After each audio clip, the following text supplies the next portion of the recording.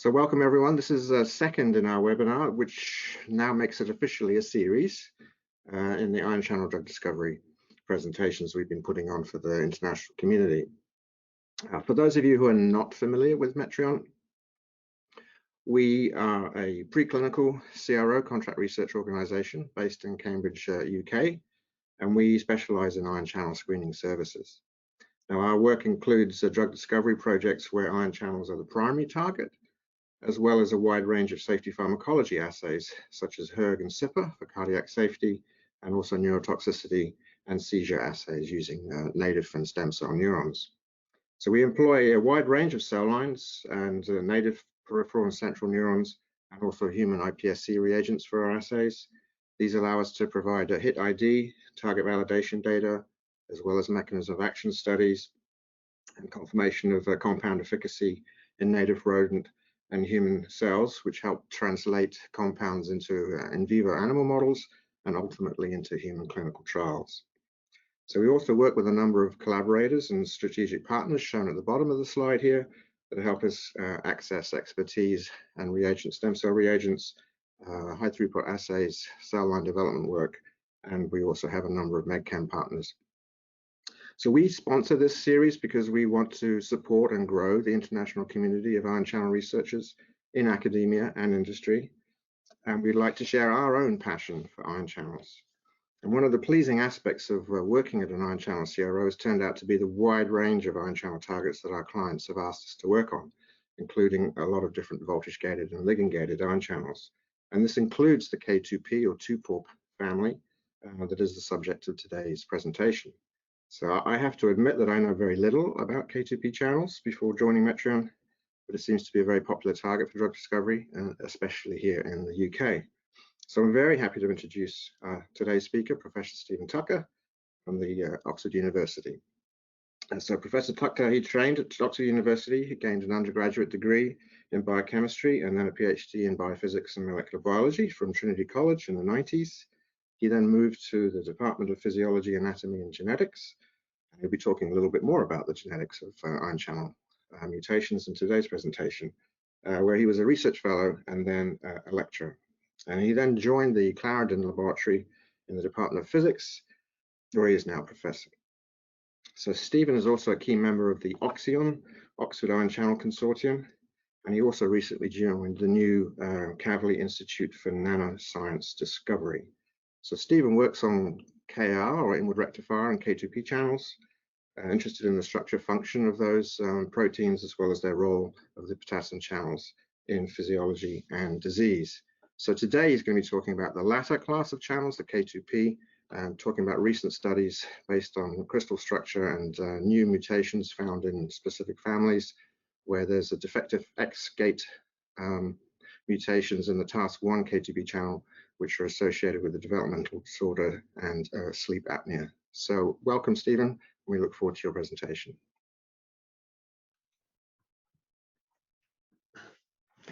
Well, thank you for the introduction. And it's a great pleasure to talk to you today about the work that we've been doing on this TASK-1 channel. The work has been submitted for publication and it's available as a preprint on medRxiv. I'd encourage you to examine that preprint if you have any specific questions on any of the details of the data that I'm going to show you. And in full disclosure, the work was supported by Bayer, who provided the TASK-1 blockers, which we used. And these are the same blockers which are currently being advanced through clinical trials for the treatment of sleep apnea. It was Hodgkin and Huxley who first introduced the concept of the leak conductance as part of their mathematical description of the currents which underlie the action potential. But for them, it was more of an annoyance and a fudge factor. But we now know that many of these leak conductances are in fact ion selective, and some of them are potassium selective. And these are ones involved in the control of the resting membrane potential. And it's the K2P or 2-pore domain and inwardly rectifying KIR family of potassium channels that I've spent much of the last 25 years working on. These channels are members of the superfamily of tetromeric cation channels, which I'm sure you're all familiar with. The first mammalian K2P channel was identified over 25 years ago by Florian Lesage. And it was, we now know that this is one of 15 members of that are found in the human genome, which are typically described as leak or background potassium channels. But they're not really boring leak background channels, because actually we know that many of them are finely tunable leak conductances. They can be highly regulatable. Many of them exhibit polymodal regulation by diverse stimuli and many cell signaling pathways, including GPCRs. And it's this that we're really interested in. They're expressed in many different tissues around the body. And so it's perhaps not surprising that when K2P channels go wrong, there are a variety of different disorders that result, ranging from migraine all the way through to a number of neurodevelopmental disorders and pulmonary arterial hypertension.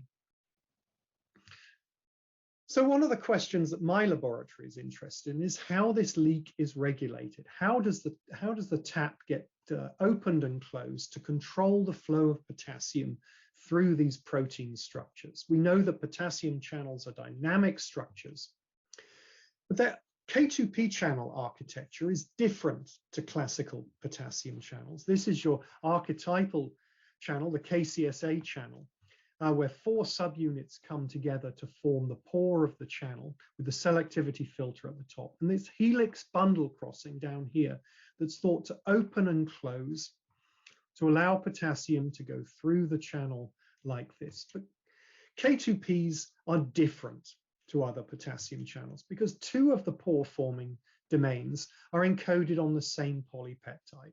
And it's this linker here between the 2 repeats, which is this region here, that imposes a number of constraints upon any lower gating mechanism. And that's why it's thought to be different.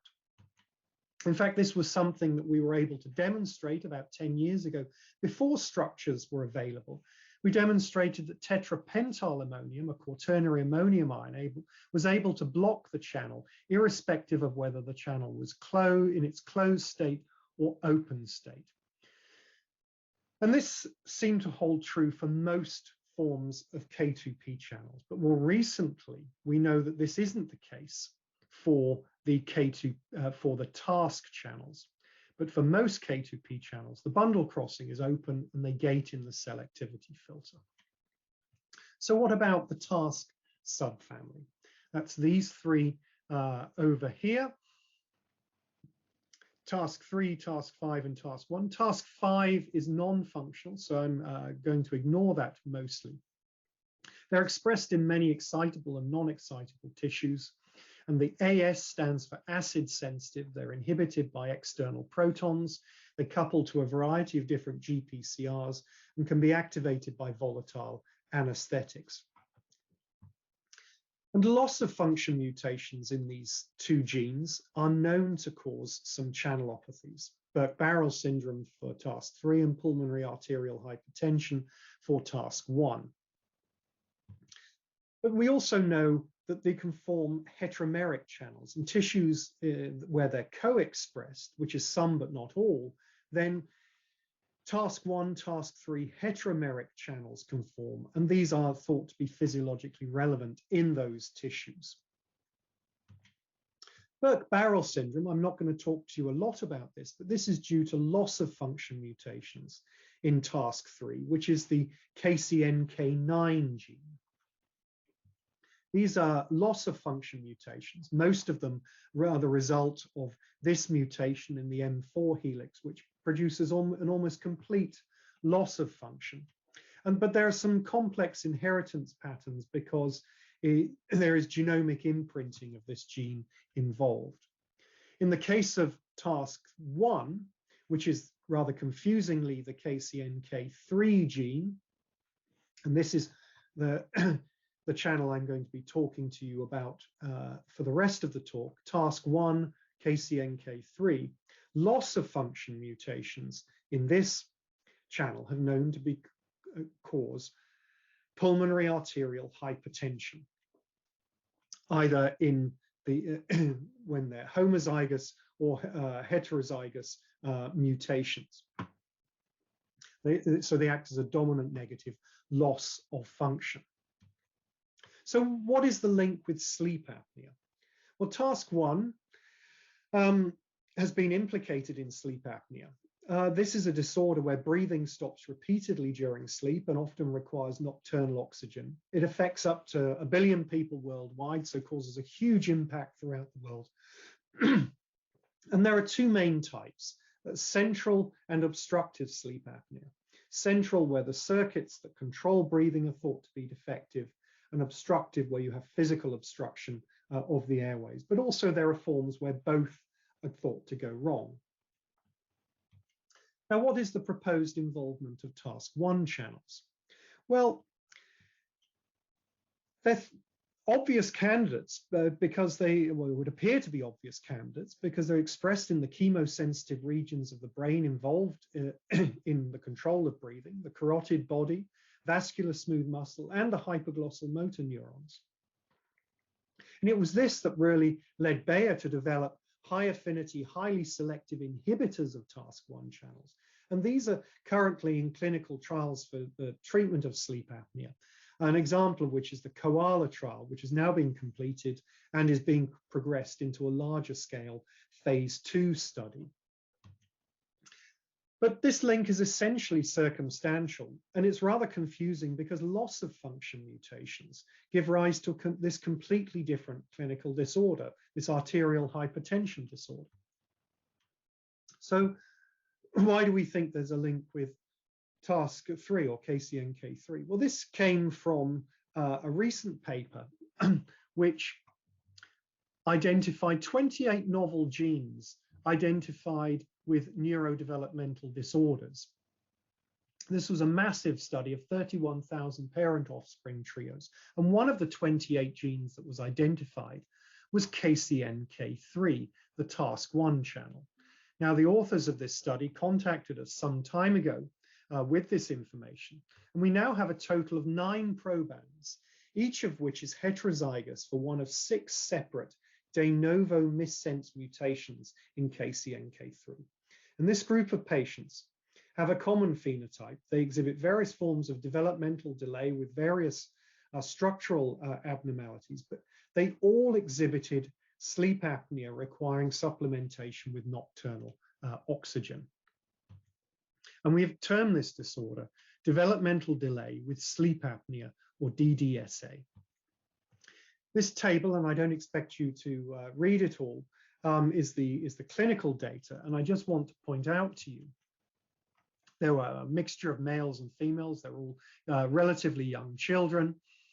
And the developmental, they all had developmental delay, but they all had sleep apnea and required nocturnal oxygen.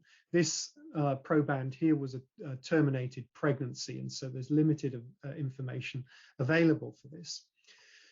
They also had a curious limb abnormalities, except for these 2 patients here, which is interesting and potentially relevant, as I will discuss later. So what effect do these mutations have on the structure and function of the TASK channels? Well, fortunately, there's a crystal structure available. This is a project I was involved with, led by Liz Carpenter when she was here in Oxford. And we obtained some crystal structures of the TASK-1 channel. This demonstrated the structure of the channel and this rather unique feature down here, which was a closed lower bundle crossing-like gate, which was termed the X-gate. And the residues which form this X-gate structure here had previously been identified many years ago as the halothane response element, a region that was definitely important for task channel gating. So let's have a look at the structure in a little bit more detail. We've got the 2 subunits that come together here. They have a cap domain, right, like every other K2P channel, a selectivity filter like every other K2P channel, but this unusual crossover of the M4 helices that occludes the pore down here and must therefore form a gate because a potassium ion can't get through the channel. So they have this novel lower X-gate. And these structures were also co-crystallized with the Bayer inhibitors used in clinical trials. And the binding site for the drugs is just here below the selectivity filter. They block the channel just here. Now, the mutations involved in this disorder, the 6 mutations, are here. There are 2 at this position here, 2 more in M2 and 2 in M4. And the X-gate would be these residues in the proximal C-terminus or distal M4 helix here. If we look at their position in the structure, they appear to cluster around the X-gate. This crossover here is the X-gate, and in red are the position of the residues that are mutated here. Some of them are very close to the X-gate, and others, for example, this L122 residue, if we were to forms an inter-subunit interaction with L239, which is another mutated residue on the adjacent subunit, which forms part of the X-gate down here. So all of these mutations are clustering around the X-gate here. So what effect do they have on channel activity? And in particular, because loss of function mutations cause a completely different disorder. So perhaps not surprisingly, we found that they weren't loss of function, they caused a gain of function. To study the channels, we did 2 electrode voltage clamp. We injected equal amounts of wild type or mutant mRNA. And the current voltage relationships are shown here. And this gain of function, this really prominent gain of function effect that you see in most of the mutations is very clear, irrespective of whether you have a homomeric channel or actually both mutations, both subunits of the channel contain the mutation, or whether only one subunit of the channel contains a mutation. For that, this heterozygous mimic, we co-injected wild type and mutant TASK-1 mRNA. And as you can see, it causes quite a dramatic increase in current levels. But what about this L239P mutation that is here? This seems to be very similar to the wild type current, as you can see here. Well, interestingly, when we co-expressed the channels with TASK-3 to form heteromeric TASK-1, TASK-3 channels, they all formed a gain of function. So there was an increase in current for the heteromeric channels here, but there's also dramatic increases for the homomeric channels as well, except for the L239P.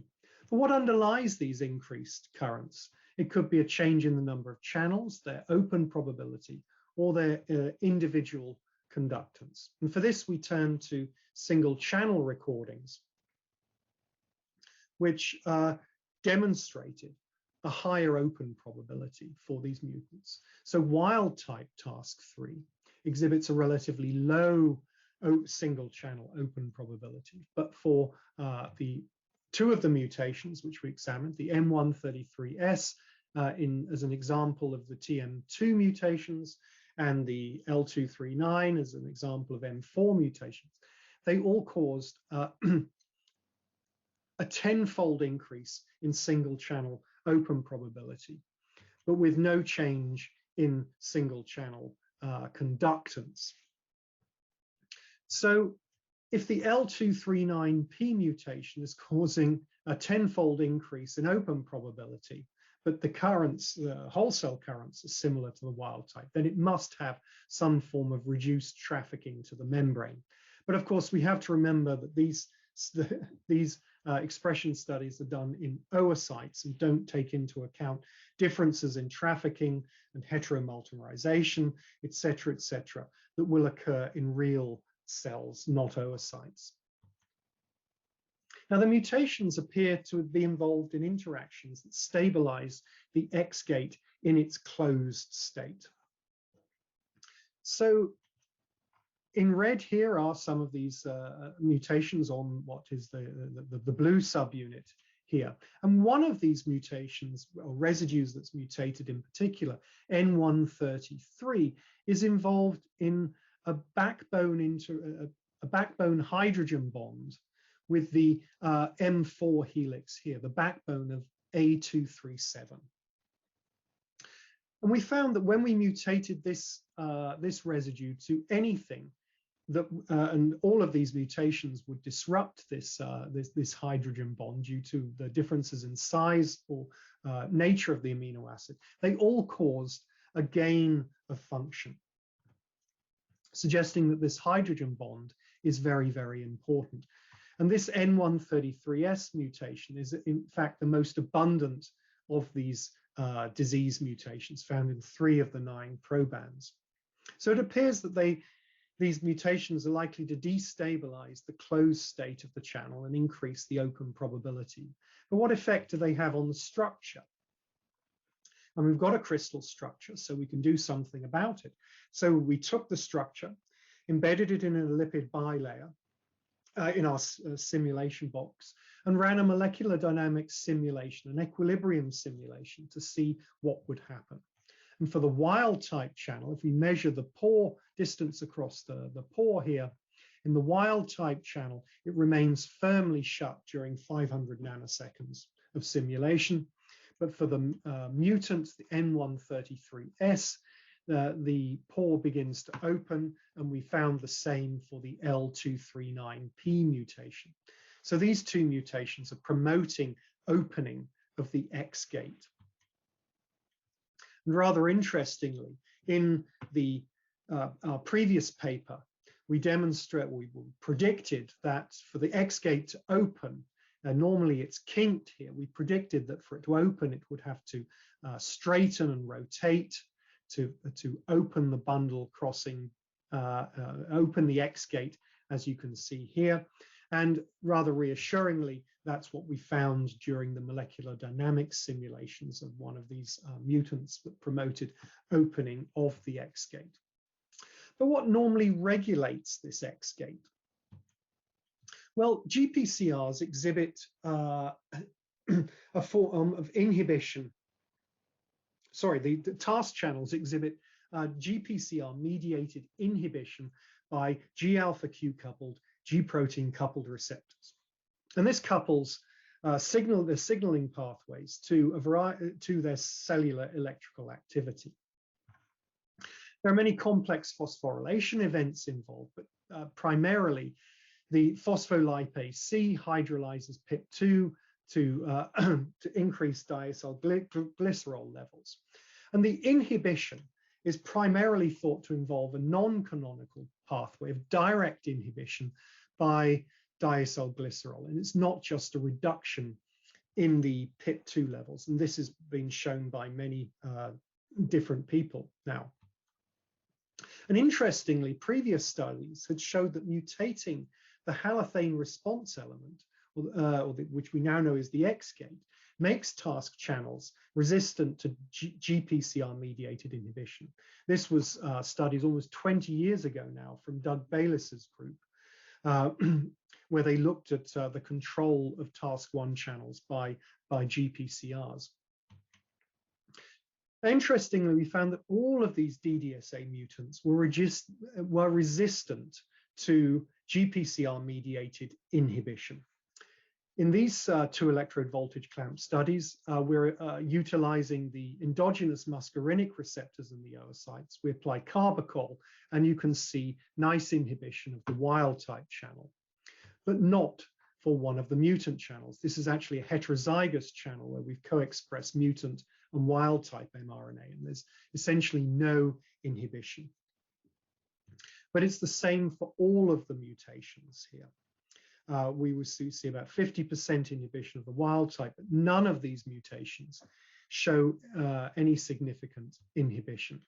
And we see the same effect when we co-express the channel with a G-alpha-Q coupled receptor, in this case, the P2Y receptor, which we activate with ATP. And we see the same effect here. Now, this is really important because it provides another explanation for what's happening with the L239P mutation. After these TASK-1 channels have been subject to this type of GPCR-mediated inhibition, in this case, you would get 50% inhibition of the wild type channel, but no inhibition of the mutant channel. Therefore, you've got twice as much current here as you have here, even though you started off with about the same levels. And so this mutation is still a gain of function because of its inability to be inhibited by GPCRs. And we also checked that these mutations abolished the GPCR regulation of heteromeric TASK-1, TASK-3 channels, and they do. These are the mutations in the TASK-1 subunit of this heteromeric channel. And what about the mechanism? If the mechanism of inhibition is due to diacylglycerol, then we would expect the channels, the mutant channels, perhaps to be resistant to this. And that is indeed what we found. Whereas the wild type channel in excised patches here exhibits nanomolar inhibition by diacylglycerol, the mutant channel here doesn't. And TASK channels have also been shown to be inhibited by anandamide, another bioactive lipid. And whereas the wild type channel in an excised patch exhibits nice nanomolar level inhibition by anandamide, there is a much reduced inhibition of the mutant channels, giving some insight into the mechanism of regulation of these channels by various physiological regulators and what might be going wrong. External pH regulation is also important. The channels, the residue involved in sensing external protons is thought to be this histidine residue here. And protonation of this is thought to inhibit the channel. How this couples to this gate and the selectivity filter gate is not clear yet. But interestingly, the mutations retain most of this inhibitory effect. So the N133S mutation retains the inhibition. The activation is slightly blunted, but that's probably because it's starting off from a higher open probability to start with. So the pH gating mechanism near the filter is still mostly intact in this mutant and other mutants. I haven't shown you them here. And it does raise some interesting questions about coupling between the X-gate down here and any potential filter gating mechanism that might be in these channels, because there's some evidence that perhaps TASK-1 channels don't have the same type or extent of filter gating as other types of K2P channels. Maybe most of it's in the X-gate here. But what about potential treatments for these patients who have overactive TASK channels? What is the mutant channel druggability like? Because there are actually quite a lot of blockers available. One of these is the Bayer blocker, which is currently in clinical trials for the treatment of obstructive sleep apnea. Our structures demonstrated this drug binds just below the selectivity filter here and acts as a blocker. It exhibits a nanomolar block. The IC50 is actually just under 1 nanomolar as determined in excised patches. Unfortunately, these mutations retain significant sensitivity to this particular inhibitor. And the dose response curve down here, red, the wild type is in red. There is some shift for these mutants. But if we look at inhibition by 10 nanomolar, then it's still able to provide significant block of these mutant channels. Unfortunately, as I mentioned, task channel pharmacology is relatively good compared to other K2P channels, for which it's quite frankly appalling. And many other high affinity inhibitors of task channels are available. We examined most of them, or many of them here, and for this particular mutation here, the most common N133S mutation, there's very little change in the IC50, the extent of inhibition by these different drugs, suggesting that many of these drugs would still work on these mutant channels. There's also a potentially interesting genotype phenotype correlation going on that I'd like to describe to you. The M4 mutations cause the smallest increase in whole cell current here, and the probands with these two M4 mutations have the less severe phenotype. They exhibited no limb abnormalities and had a slightly less severe developmental delay. And so whether this is, I think it's a very interesting correlation that may give us some insights into what is going on. Whether this holds true for other mutations that are identified in the future, we'll find out. But I think it's an interesting correlation. But we should also point out that at this stage, it really is just a correlation with whole cell currents in oocytes. And as I mentioned before, this doesn't take into account the sort of trafficking, complex trafficking, heteromultimerization with TASK-1 and coupling to different GPCRs, etc., that will take place in real living cells. And oocytes may be living cells, but they're not really equivalent to a neuron or a smooth muscle cell. And so there's still quite a lot of work to do in this area. So just to summarize here, we have wild type TASK-1 channels, or I guess it could also be heteromeric TASK-1, TASK-3 channels, sitting in the background here, hyperpolarizing the cell, contributing to the resting membrane potential. GPCR stimulation of the G-alpha-Q variety is going to result in inhibition of these channels, which is likely to result in depolarization of the resting membrane potential. But if you have one of these DDSA mutations, either as a homo or heterozygous, they're only de novo heterozygous mutations that we're aware of in a single subunit, you're going to have an increased current here, an increased TASK-1 or heteromeric TASK-1, TASK-3 current here. And this is due to defective X-gating of the channel. But importantly, that also means that if these channels are subject to mutant channels are subject to GPCR stimulation, they're not going to be inhibited.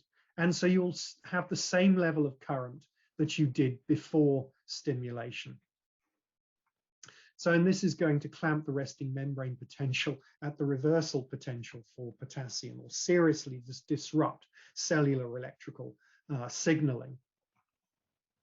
And this will amplify this gain of function effect that you observe in these mutants. Now, fortunately, these mutants appear to be druggable targets, and that's going to be quite important, particularly for these patients. It appears that maybe they could be treated with some of these drugs, and it's possible that if other patients came along early enough, you might even be able to prevent some of the developmental issues, although that's not going to be the case for some of the older children. But hopefully some of these drugs may be developed in the future to improve their quality of life. And importantly, our results also strengthen the link between overactive or dysregulated task channels, or the ability to reduce task channel activity, and sleep apnea, and the potential for using drugs such as this beta blocker for the treatment of sleep apnea. And it will be very interesting to see the final outcome of these clinical trials. So finally, thank you for listening. I must acknowledge all of the people who've been involved in this work, in particular, all of the clinicians. Thomas Mueller at Bayer, Caroline Wright and Matthew Hurls, some of the clinical geneticists involved. Thomas Balkrowitz's group, in particular, Marcus Shaver, and all the people in my group who've been involved in this study. And a special mention goes to Janina Sorman, who's the first author on this study and did a huge amount of the work that I have shown you. So thank you very much, and I'd be very happy to join you live and attempt to answer some of your questions. Thank you.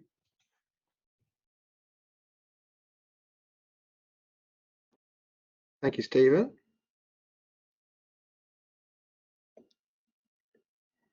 Just waiting to make sure that you really do exist in real life. So we've got a couple of questions. One that was quite striking to me was, although you've got these mutations in the M4 helix which actually form the X-gate, they are the less serious mutations, as it were, in terms of the function. So how is that possible? I did see that there was a potential link between the L122 and the 239 residues between M2 and M4 helices. So I hope you can hear me. Yep. I think we have to be careful about interpreting wholesale currents in oocytes. You know, what we're measuring there involves the amount of trafficking at sort of 17 degrees to the surface in an oocyte. It is an interesting correlation. I mean, the single channel open probability, we've actually now examined the open probability of all of these different mutations, and they all cause quite a large increase, and we're trying to work out whether there's any correlations there. But they're all clustering around the X-gate and are going to be disruptive to some extent. So you've got to take into account, you know, the changes in open probability versus trafficking to the membrane and differences in GPCR regulation. We don't know how it affects their ability to heteromultimerize with TASK-3 either. So there's still an awful lot of work to do. But it was an interesting correlation. You think the heteromers are probably just as important as making studies on the homomer in terms of the function, where the channels are expressed, co-expressed in cells? Well, you know, in the carotid body, TASK-1, TASK-3 heteromeric channels are thought to be particularly important for oxygen sensation. So, you know, it could be very, very important there. It's not just going to be homomeric TASK-1 channels. So we have another question, which is about the single channels. Yes. So they were asking whether you see subconductance states and whether there's a differential effect or dwell time in any of those subconductant states with the different mutations. Simple answer is yes. It's something that we're investigating at the moment. I mean, it's evident from the data that we present in the preprint. Actually, if you look at the histograms for the L239P mutation, I mean, it shows some really quite unusual behavior, which is hardly surprising if you're introducing a proline into the middle of a region that's important for gating. It's going to seriously mess up the ability of that helix to move, and that's something we're actively looking at the moment. But the problem with TASK-1 channels is they have quite a small single channel conductance. 2 different levels have been reported in the literature, and we can see both of those levels, but that's probably something to do with the resolution of the recordings that you perform as well. So there's some fast flickery gating, and it depends on whether you resolve it or not. And sometimes you can see different levels, but and some of the mutations appear to stabilize some of that. That's all work that's ongoing at the moment. Quite like single channel recordings. Yeah, so yeah, in oocytes especially, yes. So would you say that both of the pores in a two-pore channel are equal and the same? I mean, is that another explanation why the mutations in M2 are more serious than the mutations in M4? Well, I mean, they both contribute to a single central pore, but it's a pseudo tetrameric channel. So I think that's the it's one of the things with these two-pore domain channels. It's never been quite clear, how much the two different subunits contribute to the conductance and gating. They're all involved in this single central pore, but they're not. They do contribute differently.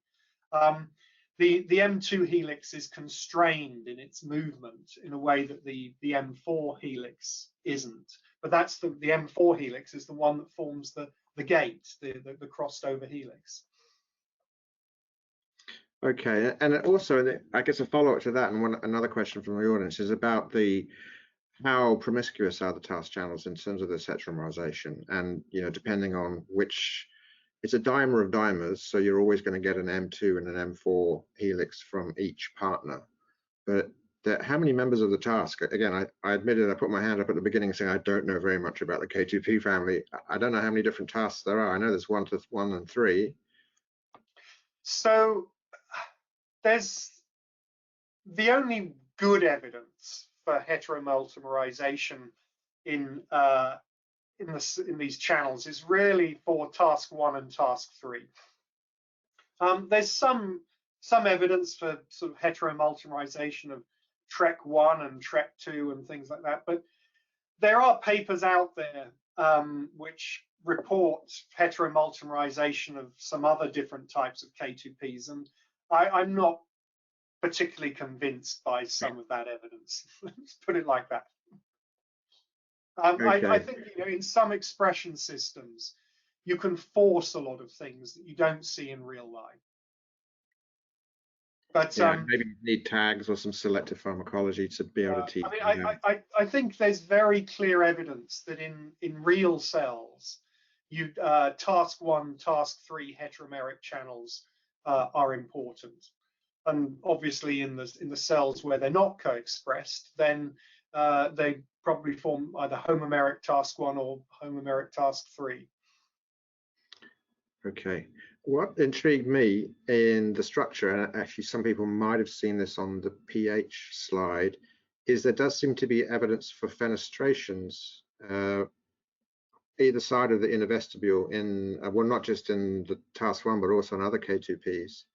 And it's possible that these compounds, or such as the Bayer compounds, are actually entering the vestibule through that pathway, or do you think there's also a possibility that they're entering from the cytoplasm through the X-gate? It's true that all of the, if you look at the K2P channel structures, because you've got these sort of two halves that come together, then in the middle you get this sort of fenestration-like hole that you can possibly access, but that's embedded in the membrane, and it would mean that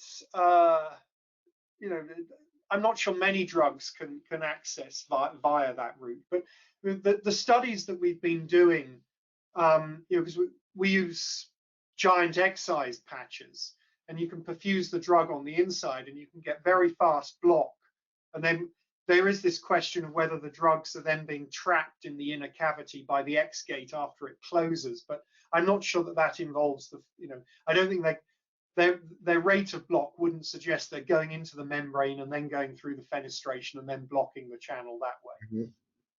Yeah, because if it was coming in through the bottom, then it would look like an open channel blocker in a way. It would be state dependent.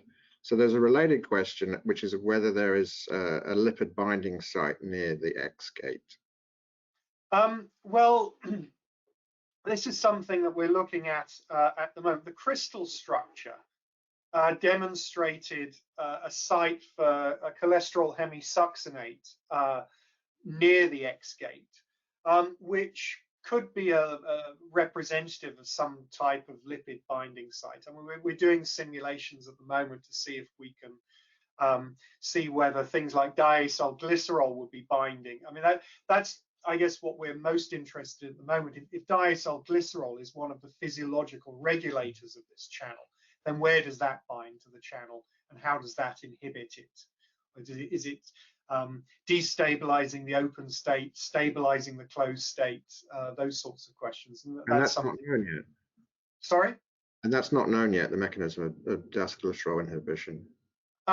No, other than it appears to be, it's not a depletion of PIP2 levels. This was some work done, Dominic Oliver's group in Germany did this some time ago. They demonstrated that it's not so much the reduction in PIP2 levels that most potassium channels and K2P channels require some amount of PIP2 to be active.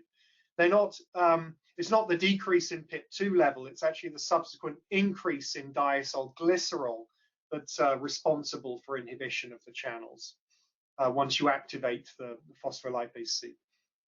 So there's a related question, which one of the viewers saw that high concentrations of the diacylglycerol were still able to inhibit the mutant channels. So is there perhaps some range which is physiological verging on non-physiological, or is it just a titratable response? I mean, it was a very dramatic shift. We don't know whether when we go up to those very high concentrations, whether that's just a non-specific effect or not. But the nanomolar level inhibition of the wild type channel that you normally see is essentially completely abolished. You have to go to there's several orders of magnitude higher to see that inhibition.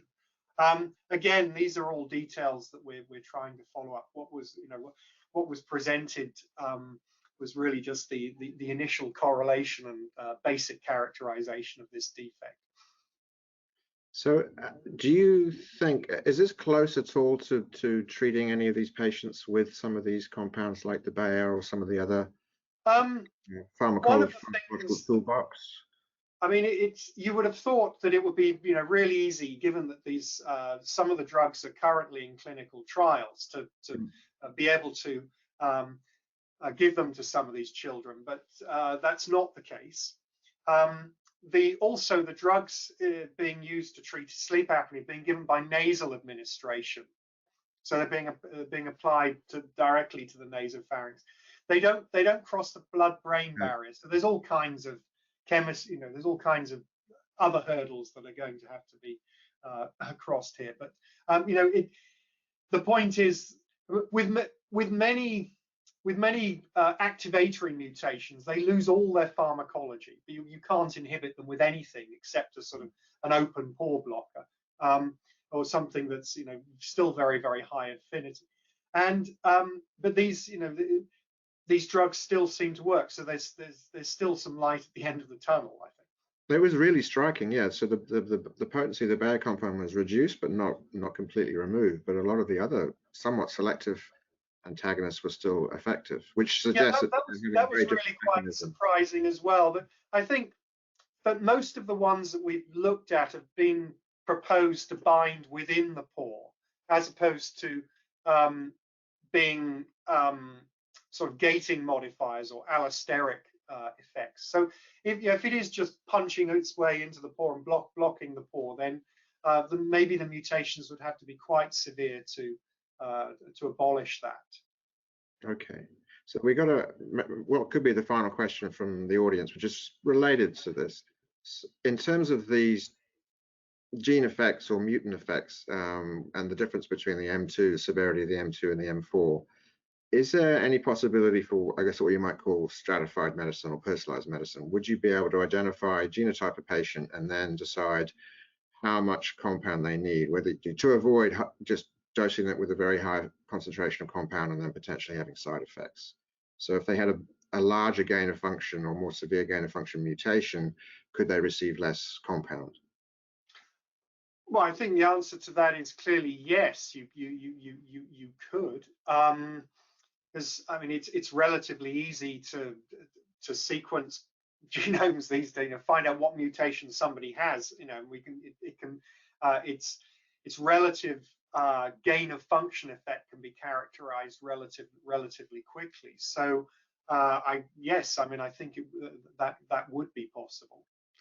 We're not, I mean, we don't think that these sort of variants are going to be responsible for sleep apnea in lots of sort of huge numbers of the adult population, because they're really quite deleterious mutations, but it does just sort of strengthen the link between sleep apnea and task channels.